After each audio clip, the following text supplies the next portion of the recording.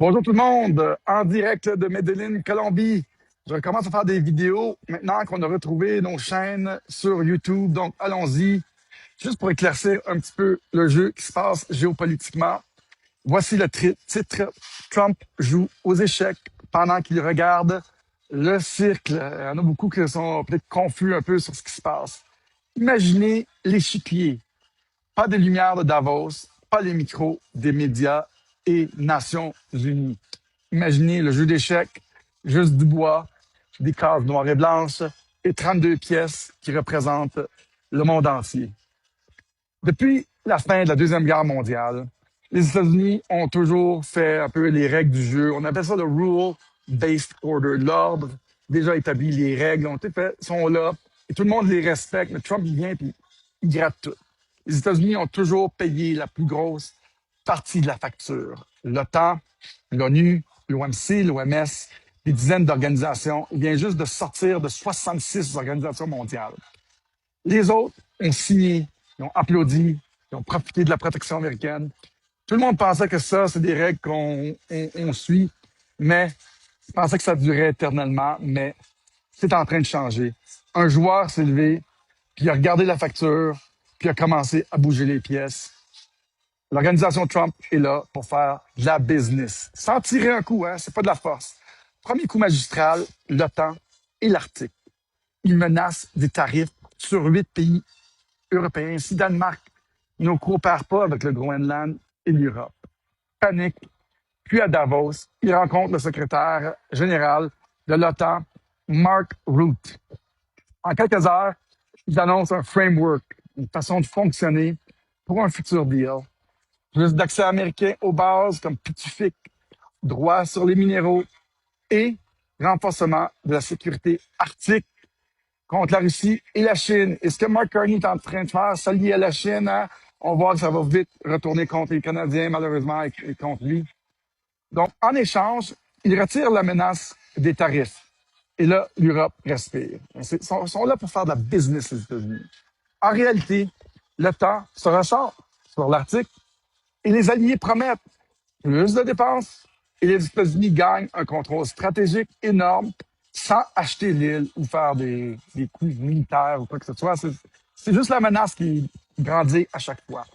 Le Danemark et le Groenland protestent sur la souveraineté, mais les ressources et les troupes bougent déjà dans la direction américaine. C'est gagné. L'Union européenne, elle, est à ses pieds. C'est jouer vraiment un coup là, sur plusieurs. Parce que si elle essaie de développer une armée indépendante, puis une défense autonome, l'OTAN et donc la protection américaine deviendraient moins essentielles. Donc, il est en train vraiment de faire des moves, des power moves ici. Mais là, avec cette pression, les Européens restent collés à l'Alliance, payent plus et acceptent que l'Arctique soit prioritaire. Pas d'armée européenne forte tant que les États-Unis tiennent la carotte et le bâton. Donc, Trump va toujours demander 100%, il finit avec 5%, puis il a gagné. Et là, tout le monde se réorganise les ressources. Deuxième coup, le grand ménage international. Depuis janvier, il signe un mémorandum, retrait des États-Unis de 66 organisations internationales, 66 jugées contraires aux intérêts américains.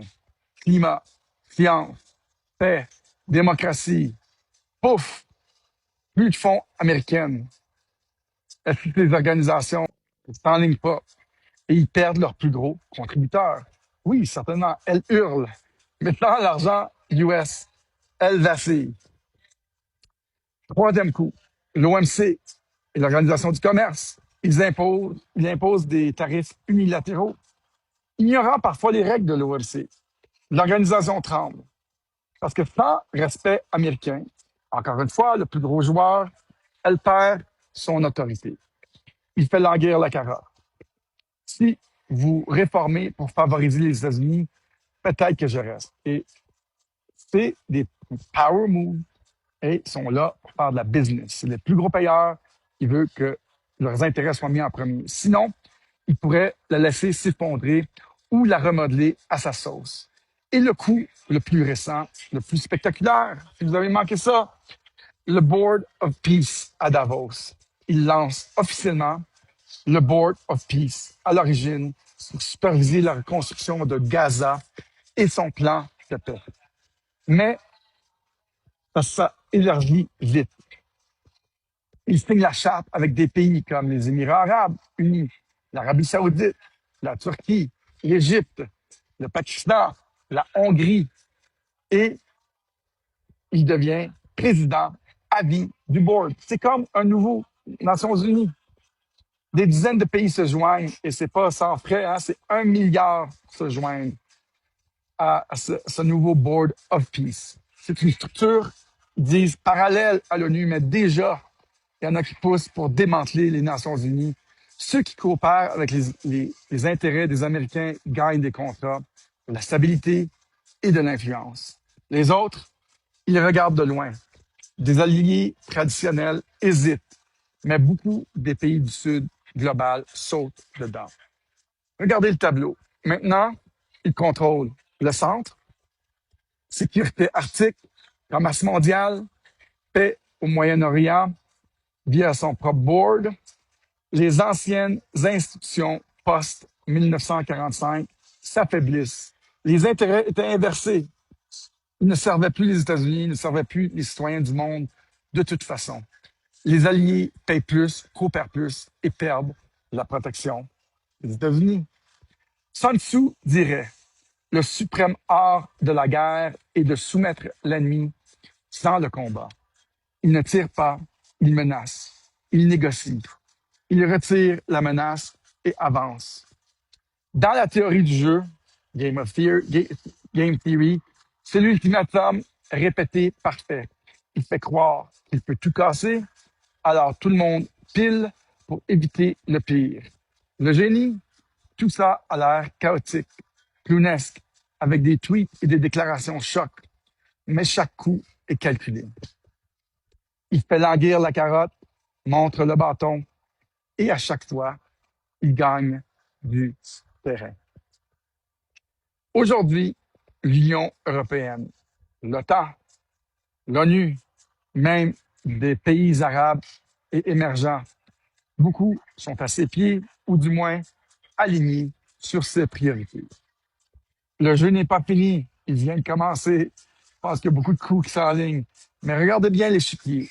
Le roi adverse est coincé et le joueur américain, il sourit à peine. Parce que les pièces qui tombent sans bruit, ce sont toujours les plus lourdes.